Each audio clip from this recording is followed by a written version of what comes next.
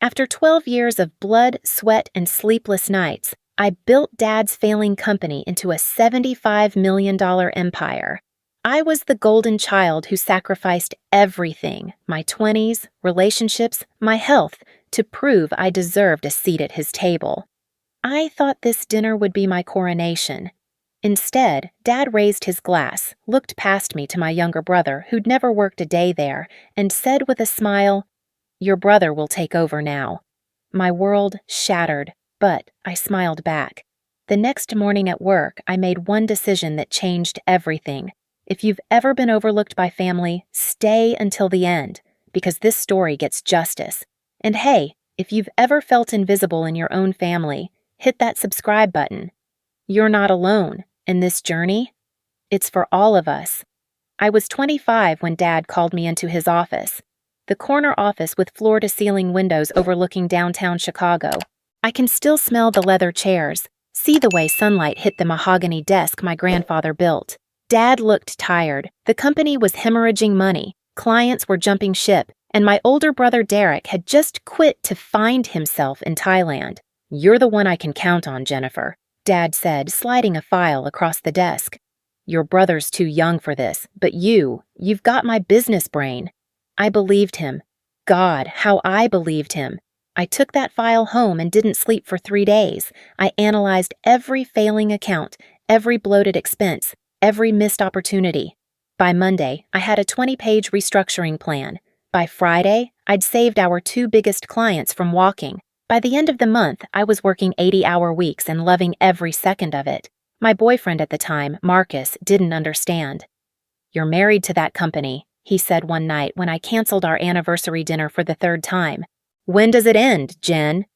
"When I prove I can do this," I told him. "When Dad sees what I'm capable of." Marcus left 2 months later.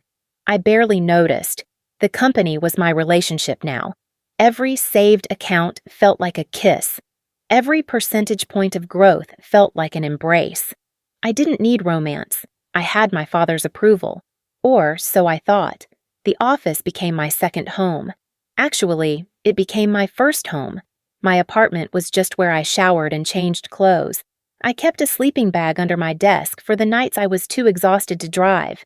My assistant, Carol, started bringing me meals because she was worried I'd forget to eat. "You're going to burn out, honey," she'd say, setting down a sandwich I wouldn't touch. "I'm fine," I'd reply, eyes glued to spreadsheets. This is what it takes. The family dinners should have been my first clue. Every Thanksgiving, every Christmas, every Sunday brunch, I'd show up with quarterly reports printed out, ready to discuss strategy. Derek would stroll in an hour late, hungover, smelling like expensive cologne and bad decisions. And somehow, Derek got the praise. "You're looking good, son," Dad would say, clapping Derek on the back. "That gym membership is paying off." I'd clear my throat. "Dad, I wanted to show you the Q3 numbers. We're up 18%.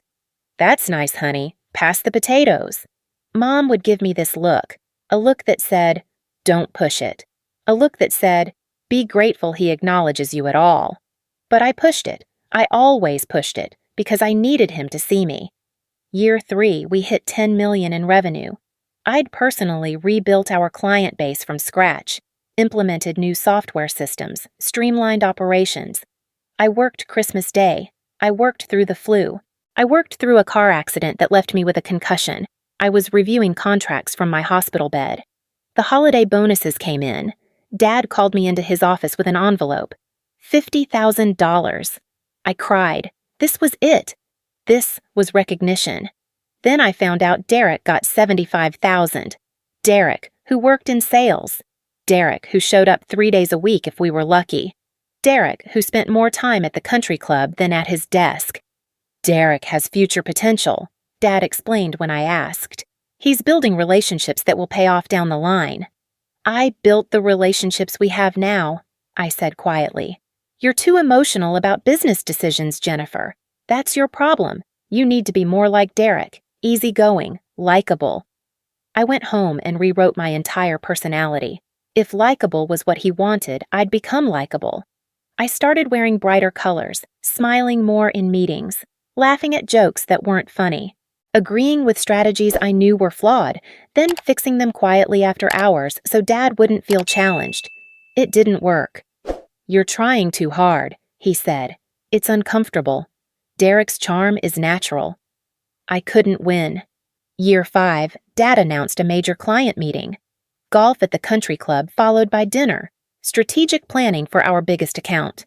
I prepared a presentation deck. I researched the client's new VP. I had talking points memorized. I wasn't invited. I found out from Instagram. Derek posted a photo. Him, Dad, and 3 executives on the green. Caption: "Closing deals and sinking putts. Tars Martinez Corp. Dodger future leader." When I asked Dad about it the next day, he shrugged. "It's men's talk, honey. Golf course deals. You wouldn't understand the dynamic." "I closed that account originally," I said. "I've managed their portfolio for 4 years. And Derek will take it to the next level. He has the Martinez name credibility." The Martinez name. Like I wasn't a Martinez. Like I didn't bleed the same blood, carry the same DNA, work twice as hard for half the recognition. But I swallowed it. I smiled. I said, "You're right, Dad. Derek's great with people." That night, I started seeing a therapist. Dr. Patterson was in her 60s, calm and measured. I told her everything: the work hours, the comparisons, the constant feeling that I was running a race where the finish line moved every time I got close. "What you're describing sounds like emotional abuse," Dr. Patterson said carefully. I laughed. Actually laughed. "He's my father. He loves me. He's just old-fashioned. He doesn't mean to." "What he means doesn't change how it affects you." I stopped going to therapy after that session. She didn't understand. Dad wasn't abusive. He was just building character, testing me, making sure I was strong enough for the business world. Year 8, we hit $40 million in revenue. I'd expanded into 3 new markets, acquired 2 smaller competitors, and built a team of people who'd walk through fire for me. The company was thriving. Dad was thriving. The board was thriving. That's when Derek got promoted to VP of Innovation. "What does that mean?" I asked Dad. "VP of Innovation? Fresh ideas, new perspectives. Derek's going to shake things up." Derek didn't shake anything up. He showed up twice a week, pitched ideas he'd seen on TikTok, and collected a $250,000 salary. Meanwhile, I was still working 16-hour days for less money and 0 recognition. Dad started creating an executive committee, weekly strategy meetings, high-level decisions, the future of the company. I wasn't invited to those either. "You're too deep in operations," Dad explained. "We need big-picture thinkers. Derek has vision." Derek had vision? Derek, who once asked me if EBITDA was a new cryptocurrency? I started having panic attacks before board meetings. My hands would shake, my vision would blur. I'd lock myself in the bathroom and practice breathing exercises until the terror subsided enough for me to walk into the conference room and present the quarterly results that everyone would praise, but no one would credit to me. My hair started falling out, clumps in the shower, strands on my pillow. Stress-induced alopecia, the doctor said. "Take a vacation." I hadn't taken a vacation in 8 years. "Once we hit 50 million, Dad promised at a family dinner, "I'm making you CEO, official, title, salary, everything you deserve." I believed him. Again. We hit 50 million 6 months later. I waited for the announcement. Nothing. "Let's aim for 75 million first," Dad said when I brought it up. "Round number. Sounds better to investors." The carrot kept moving, always just out of reach. Year 10, something shifted. Family dinners became business strategy sessions I wasn't invited to. I'd arrive at Mom and Dad's house for Sunday brunch, and they'd all be in Dad's study. Him, Derek, even Uncle Frank, who knew nothing about business. They'd emerge an hour later, conversations stopping when I walked in. "What were you guys talking about?" I'd ask. "Just family stuff," Dad would say. "I'm family." "You know what I mean?" I didn't know what he meant. I stopped knowing anything except the feeling of being erased while standing in the room. Year 11, the market took a downturn. Everyone's revenue dropped. We went from 65 million to 58 million. Industry standard. Unavoidable. Dad blamed me. Your aggressive expansion strategy backfired, he announced at a board meeting I wasn't supposed to attend, but crashed anyway. That expansion is the only reason we're at 58 million instead of 40, I countered. Every analyst agrees we weathered the storm better than... Are you arguing with me in front of the board? I'm presenting facts.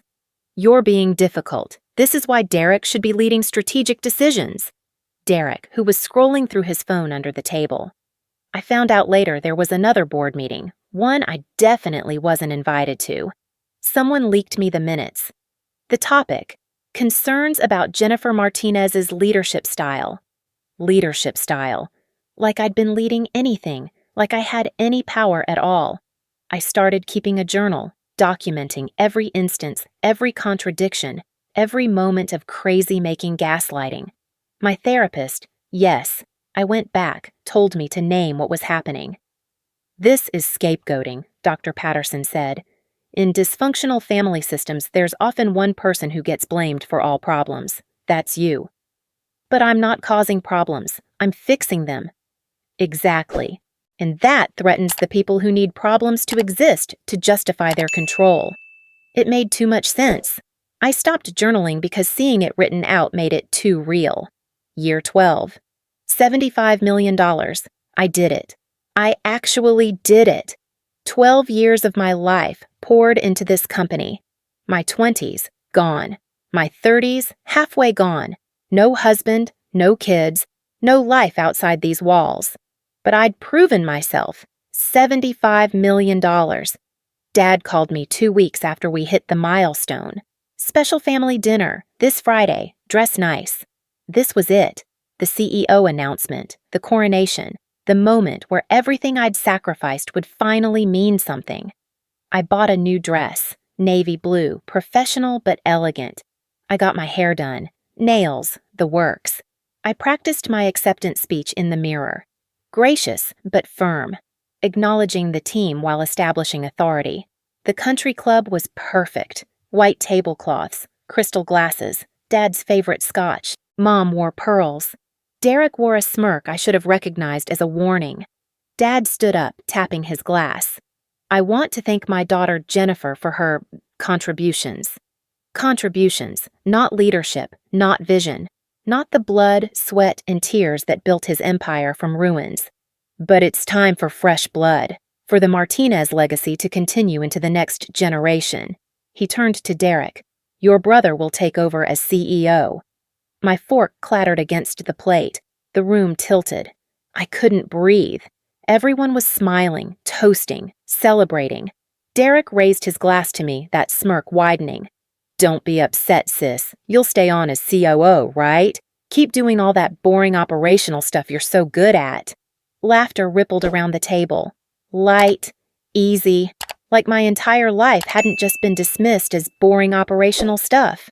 I looked at Dad, waiting for the punchline. The just kidding. The acknowledgement that this was cruel. He wasn't joking. You're a woman, Jennifer, he said matter-of-factly, like explaining why water is wet. Clients want a man at the helm, someone with the Martinez name who commands respect. Derek has the credibility. I built this company, I whispered. I saved it. I grew it. You did your part, and we appreciate it. But leadership requires more than hard work. It requires presence, charisma, things Derek has naturally. My mother nodded, actually nodded in agreement. You understand, don't you, honey? Mom said. It's better this way. Derek needs purpose. You've always been so self-sufficient. Self-sufficient. Code for, you don't need us to see you because you're strong enough to be invisible. I excused myself. Bathroom. Locked stall. Hyperventilating. The walls closed in. 12 years. 12 years of 80-hour weeks. Of missed relationships. Sacrificed health. Abandoned dreams. For this. For contributions. I looked at myself in the mirror. 37 years old. Gray hairs from stress. Dark circles no concealer could hide. Wearing a dress I bought to celebrate a promotion I'd never get. I'd been so stupid. The realization hit like a freight train. He never saw me as his heir. I was never the successor. I was the workhorse, the one who did the work while Derek got groomed for glory, the invisible engine making the pretty car run. I didn't have a father, I had an owner. I drove home in a fog, called in sick for the first time in 12 years. Carol sounded shocked. Are you okay? Should I send something? Do you need— I just need a day, I said, and hung up. One day turned into 3. I couldn't get out of bed, couldn't eat, couldn't think. Everything I'd built my identity around had been a lie. I wasn't Jennifer Martinez, business genius. I was Jennifer Martinez, useful idiot. My phone kept ringing. Dad, Derek, Carol. I ignored them all. On day 3, at 2 in the morning, I couldn't sleep. I poured a glass of wine, then another, then the bottle. I sat on my kitchen floor, surrounded by 12 years of memories I wanted to burn. That's when I remembered. I had copies of everything, every contract, every client agreement, every patent filing, every strategic plan. I'd backed everything up obsessively because I was paranoid about data loss. I opened my laptop with shaking hands and started looking. My name was on everything, every major client contract. Jennifer Martinez, account manager, then director, then VP. Every patent we'd filed, Jennifer Martinez, principal inventor. Every vendor agreement, Jennifer Martinez, authorized signatory. Dad's name appeared exactly twice in 12 years of documents, both times for board-related formalities. I sat there on my kitchen floor, laptop screen blurring through tears, and understood.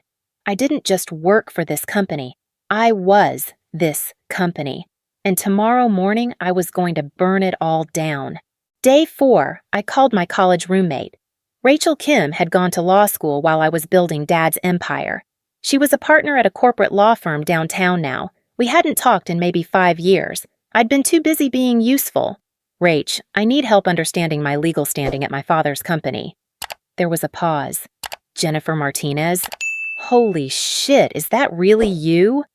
I know. I'm sorry I disappeared. I need to know where I stand legally. Send me everything. Every contract, every agreement, every piece of paper with your signature. I sent her 12 years of documents. She called back 6 hours later. Jennifer, you need to sit down for this. I'm already sitting. You essentially own this company. Operationally, legally, practically. You're on every document that matters. Your father's name is mostly ceremonial at this point. If they tried to force you out, you'd have the strongest wrongful termination case I've ever seen. And that's before we get into potential embezzlement. What? There are some financial irregularities in the files you sent. Money transferred to LLC accounts in your brother's name. Significant amounts. If your father was siphoning company funds to your brother's failed ventures without board approval, that's a felony. I couldn't breathe. How much money? Rough estimate? About $2 million over the past 4 years. $2 million. While I was working 80-hour weeks for less money than Derek made showing up twice a week. While I was losing my hair from stress. While I was sacrificing everything. Something broke inside me, not in a bad way, in a clean way, like a bone that had healed wrong and finally snapped back into proper alignment. What are my options? Lots. We should meet in person. Tomorrow? That night, I couldn't sleep. But this time, it wasn't from despair. It was from clarity. I started researching narcissistic family dynamics, found articles about scapegoats and golden children, found forums full of people with the exact same story as mine. Different details, same pattern. This had a name. This wasn't my fault. This wasn't my failure. This was abuse dressed up as family. I found Dr. Patterson's number, called at 7 in the morning. I need an emergency session. I have an opening at 4. I'll be there. For the first time in 12 years, I didn't go to work. I went to the library instead and read everything I could find about family business dynamics, narcissistic parents, and financial abuse. Every article felt like someone had written my biography. The common thread: get out. There's no fixing this. They will never see you. Save yourself. By the time I walked into Dr. Patterson's office, I was a different person than the one who'd quit therapy years ago.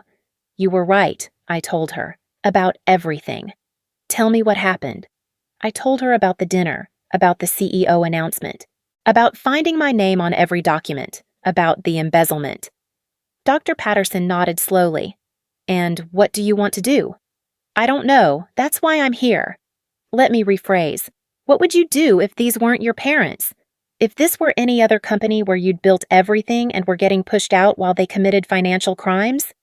The answer was obvious. I'd quit, and I'd make sure everyone knew why. So why is this different? Because they're my family.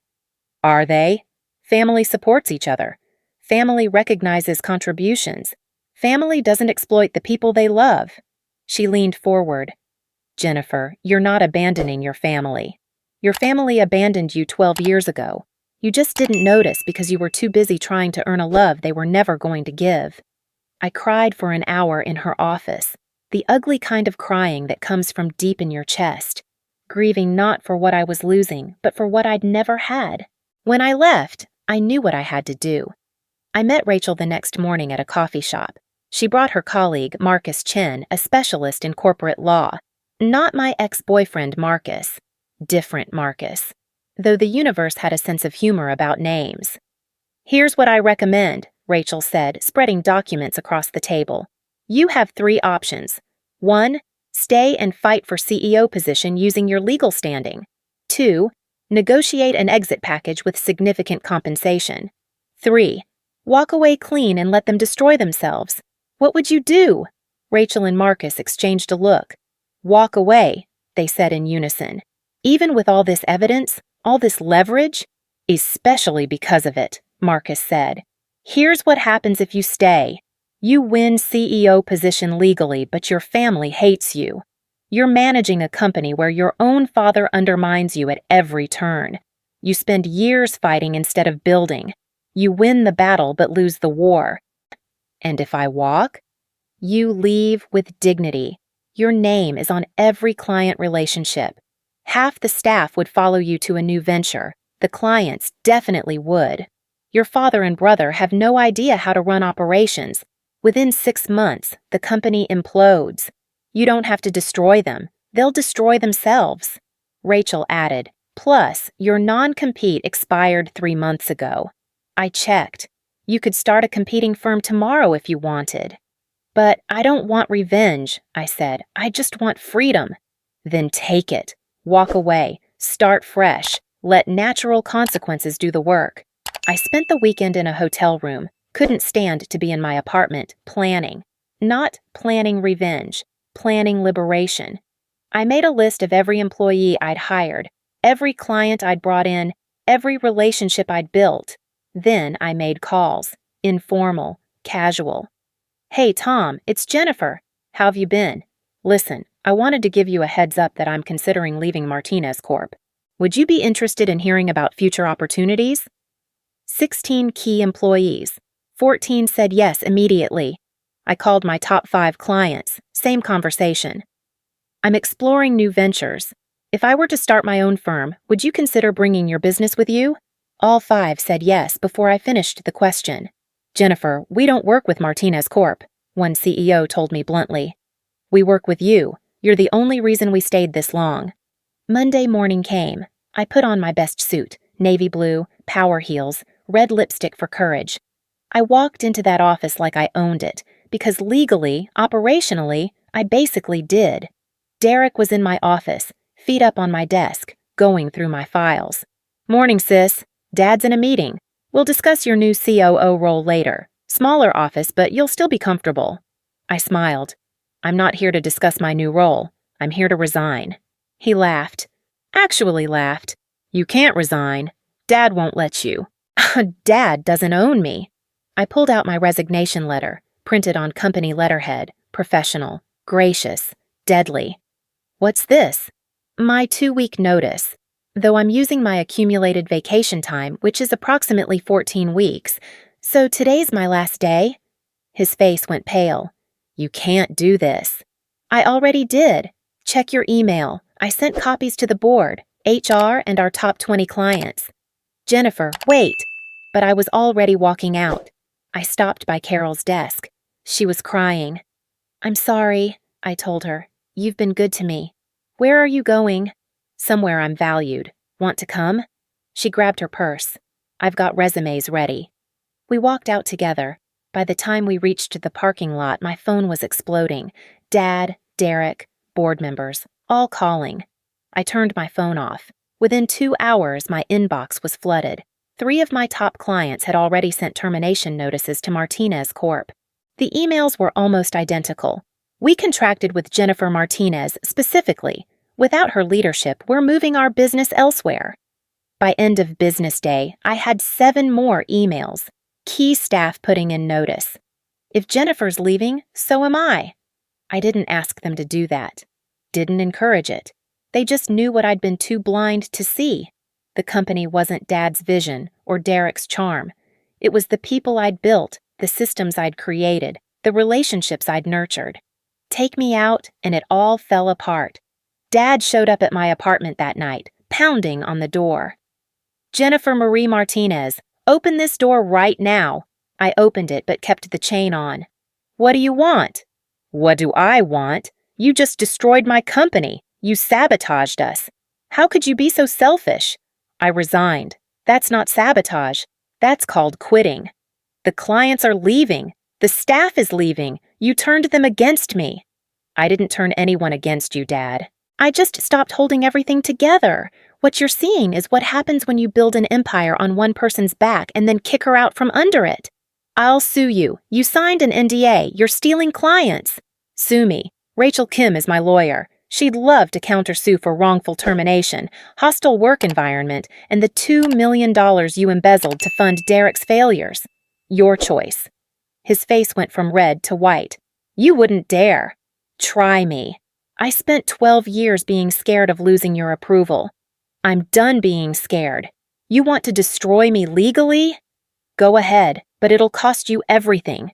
Every dirty secret, every instance of favoritism, every dollar you stole, it all comes out in discovery. He stared at me like he'd never seen me before. Maybe he hadn't. Maybe he'd only ever seen the useful parts. You're not my daughter, he finally said. You're right, I'm not, because daughters are loved for who they are, not what they produce. I was never your daughter. I was your employee, and now I quit. I closed the door, slid down against it, shaking, but not from fear, from relief. The next few weeks were chaos. Martinez Corp scrambled. They tried to badmouth me to clients. It backfired when clients went public defending me. They tried to sue for breach of contract. Rachel laughed and sent back a countersuit that made them drop it immediately. Derek called me crying. Jennifer, please, I don't know how to do this. Dad's losing his mind. The company's falling apart. I need help.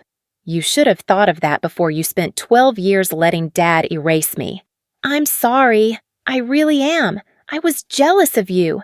Dad always loved you more. He just couldn't show it because I'm a woman. Yeah, I know. That's not love, Derek. That's dysfunction. And I'm done being the family's emotional support animal. I hung up, blocked his number. 6 months later, I was having coffee with my old mentor, Bill Stevenson. He'd been on Martinez Corp's board before retiring. We'd stayed loosely in touch. You've heard the news? Bill asked. What news? Martinez Corp filed for Chapter 11 last week. Your father's selling to a private equity firm. Pennies on the dollar. I felt nothing. Not satisfaction, not sadness. Just nothing. Derek? They kept him on for 60 days as a consultant, then let him go. Last I heard, he's working retail at Best Buy, trying to figure out who he is without your father's money. And Dad? Holed up in that big house, alone. Your mother divorced him, you know. Found out about the embezzlement and the affairs. Apparently, there were affairs, and she was done. I hadn't known. Mom hadn't called me, neither had Dad. I'd gone full no contact after that night at my apartment, changed my number, blocked them on everything. My cousin reached out last week, I told Bill. She's 28, works at her father's law firm. She said I inspired her to quit. She said watching me walk away gave her permission to stop trying to earn love from someone who'd never give it. Bill smiled. You started something.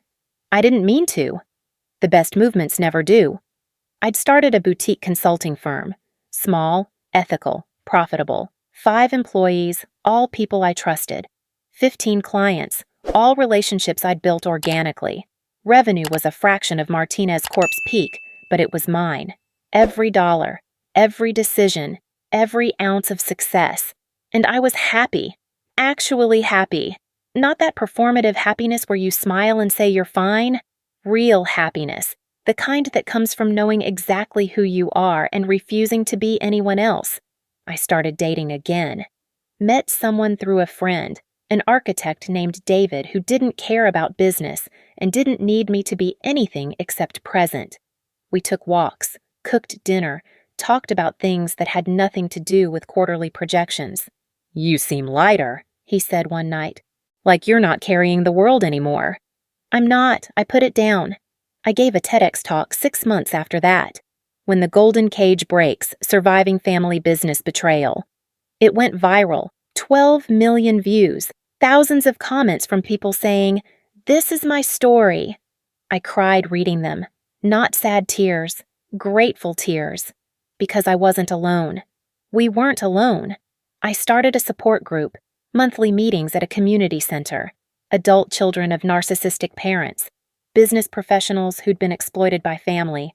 We called it Phoenix Rising, because we were all learning to be reborn from ashes we didn't start.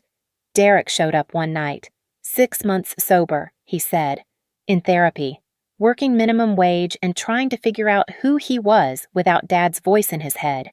"I'm sorry," he said, "for everything. I let Dad use me as a weapon against you. I participated in your erasure because it was easier than standing up to him. I was a coward." I looked at him, really looked. He'd lost weight, had bags under his eyes, looked like he'd aged 10 years in one. "I forgive you," I said, "not because you deserve it, but because I deserve peace." He nodded. "Can I ask you something?" "Sure." "How did you do it? How did you walk away from everything?" I realized something. The company, the money, the title, that wasn't everything. That was just stuff. Everything that actually mattered, my integrity, my self-respect, my future, I took with me when I left. Derek started crying. "I don't know who I am without his approval." "I know. I spent 12 years not knowing who I was without it either, but here's what I learned. You don't find yourself by earning someone else's approval. You find yourself by giving yourself permission to exist without it." A year after I left, I got a message on LinkedIn. From Dad. Simple, short. "I made a mistake. Can we talk?" I stared at it for days. Showed it to Dr. Patterson. "What do you want to do?" she asked.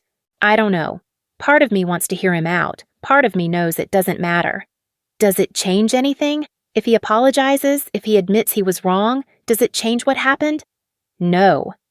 "Does it change who you are now?" "No." "Then you have your answer." I never responded, not out of cruelty, but because I didn't need his apology to be whole. I was already whole. Finally, completely, gloriously whole. My company hit $10 million in revenue 2 years after I started it, small compared to what I'd built before.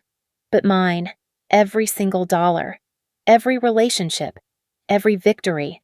I stood in my new office, smaller than Dad's, but with better light, and looked out at the city, the same city I'd looked at from his office 12 years ago when this all began. I'd come full circle. But I wasn't the same person anymore. I used to think the worst thing that could happen was losing my father's approval. Turned out, the worst thing was spending my whole life trying to earn something that was never actually available. The best thing? Walking away and discovering I didn't need it. To everyone who's ever been the family workhorse, the invisible one, the scapegoat, your value isn't determined by people too broken to see it. Walk away, build your own empire. The view is better from freedom. If this story resonated with you, you're not alone. Drop a comment about your own golden cage moment. I read every single one. And if you're still there, subscribe, because we're building a community of people who chose themselves.